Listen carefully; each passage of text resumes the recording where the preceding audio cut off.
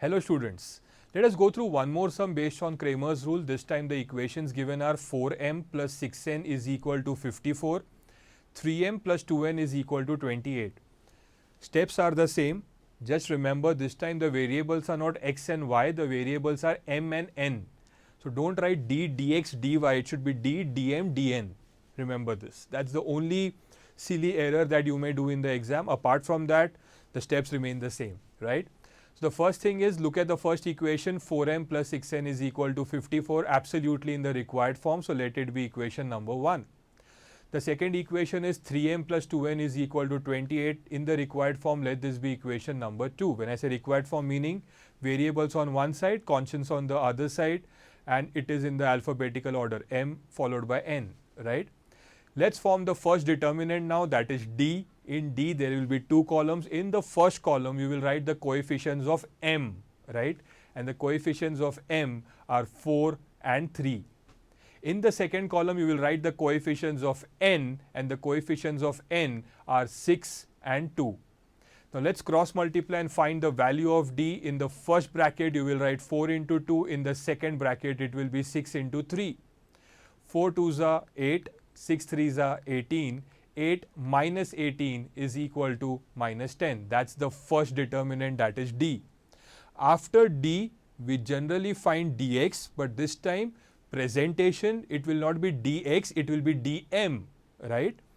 dm, you will delete the coefficients of m and replace it by the constants, that is 54 and 28, right?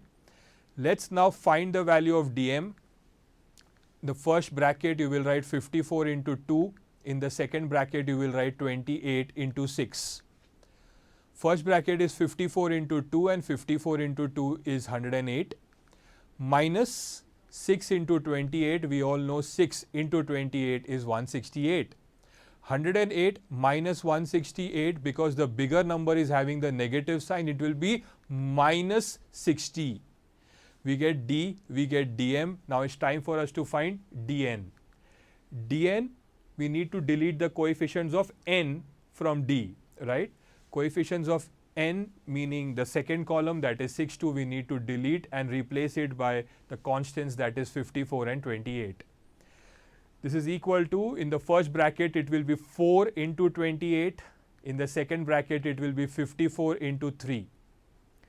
4 into 28, the first bracket is 112, then a minus sign, and 54 into 3, the second bracket is 162. 112 minus 162, again the bigger number is having a minus sign, and 112 minus 162 is minus 50. We get d, we get dm, we get dn. Now it's time for us to find m and n. And for that we will be applying the Cramer's rule. So it is important for you all to write by Cramer's rule. As per Cramer's rule, m is equal to dm upon d, which is equal to minus 60 upon minus 10. Minus minus becomes plus. 10 ones are, 10 6s are. So m is equal to 6. n is equal to dn upon d, which is equal to minus 50 upon minus 10. Minus minus becomes plus, 10 ones are, 10 5s are, and n is equal to 5. m is 6, n is 5. Just write the final answer, that the solution of the given simultaneous equations is m comma n, which is 6 comma 5. As simple as that.